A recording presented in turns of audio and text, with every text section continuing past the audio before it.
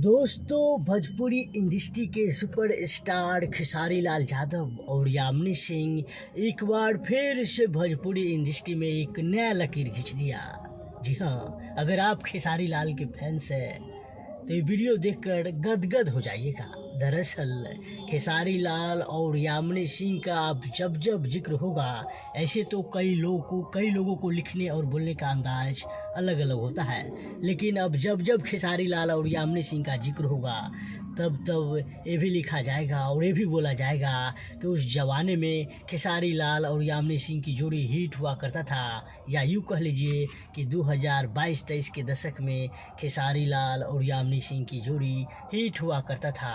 अन्यथा और भी लोग कई तरह से बोलते हैं, जैसे हम सबका अपना अपना बोलने का अंदाज होता है। और कुछ लोग ये भी बोलेंगे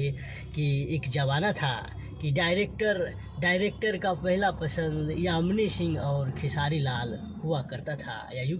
कह लीजिए कि उस ज़माने में खेसारी लाल और यामिनी सिंह डायरेक्टर का पहला पसंद हुआ करता था। वैसे आपको क्या कहना है इस वीडियो के बारे में, और भोजपुरी इंडस्ट्री के खेसारी लाल यादव और यामिनी सिंह ये जो नया लकीर खींच दिया, इसके बारे में क्या कहना है आप कमेंट करके ज़रूर बताइएगा। क्योंकि एक तरफ